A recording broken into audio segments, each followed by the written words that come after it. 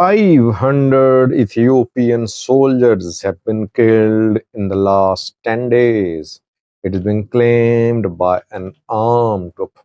Welcome to my views and news. Thanks for watching the channel. Three main news stories in this video. Firstly, tall claims by an armed group about last 10 days of fighting between the armed group and the Ethiopian security forces. I'm talking about OLA, the Oromo Liberation Army. Secondly, AFNF, Amhara Fano National Force, has released a video about new recruitment and training activities. The video shows hundreds of youths being trained by AFNF. I have a clip for you at the end of this video. Lastly, another divisive agenda being propagated about Wollo, about the status of Wollo. Let's have a look at the news story about the Oromo Liberation Army first. Ola, led by Kumsa Dereba Jalmaro, released a statement yesterday about its activities, its attacks on the security forces and the militias in the Oromia region. Ola says that there were 35 battles across Oromia in the last 10 days. Across Oromia means that the fights were in all parts of Oromia, in Wollo, not in Wollo, in Valaga, in Shoa. Wollo is also mentioned in the statement, though Wollo is mainly in the Amhara region. But Ola mentions that in the last 10 days, main battles were fought in Valaga, Shoa, Wollo, RC, Burana, Guji, etc. Ola claimed that around 500 Ethiopian soldiers were killed in the last 10 days of fighting. Around 400 were injured. 89 or 87 were taken prisoner by the Oromo Liberation Army, and huge quantities of weapons were also seized by the Oromo Liberation Army. How convincing are these claims? We don't know, but Ola has shown some POWs, some ENDF members who have been taken prisoner by the Oromo Liberation Army. By the way, government was hoping, Oromia regional security chief was hoping that Ola will just cease to exist in a few weeks or months. They were hoping that after the defection of the Ola commander who defected, Sani Nagasa, Ola will collapse. It will disintegrate. It will just cease to exist. It has not happened so far. Yes, Ola has been fighting hard in recent months, trying to ensure its survival, trying to clear Shoa of the peasants of Sani Nagasa backed elements.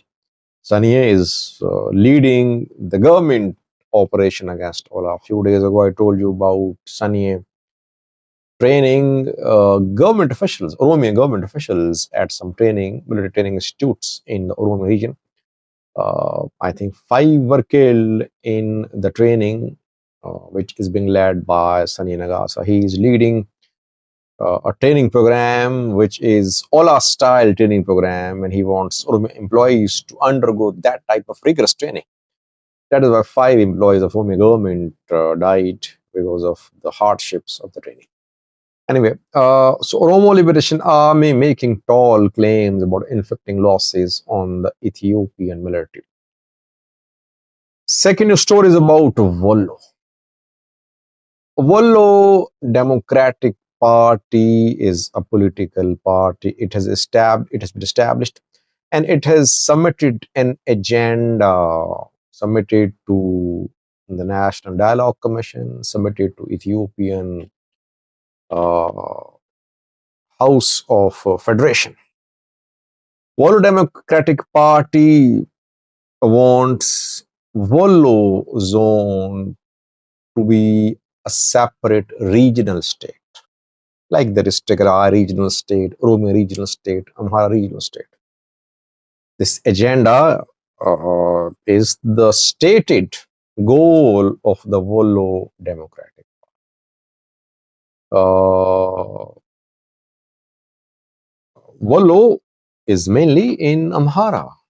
Uh, Amhara sources, Amhara activists are criticizing the party. They're saying it's a government-backed agenda. Government wants to create divisions. Government wants to divide Amhara.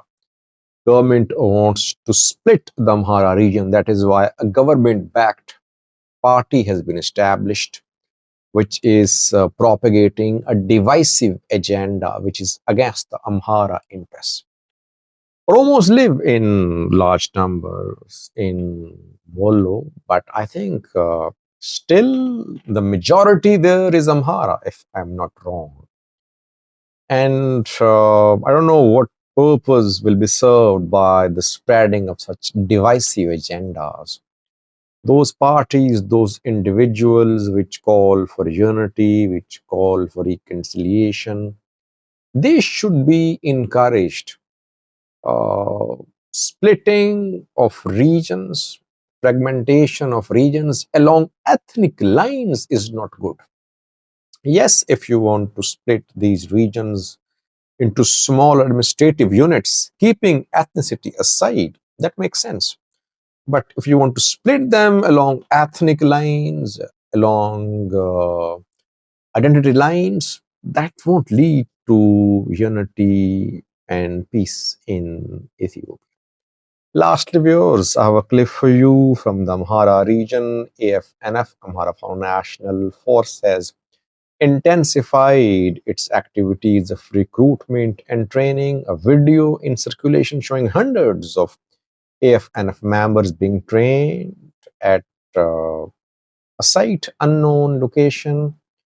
AFNF, since its formation, has been making progress in terms of increasing its manpower, in terms of engagement with other Fano organizations, especially the one led by Skandar Naga. AFNF hopes that it will be able to take the struggle in the Amhara region to a next level, to a higher level.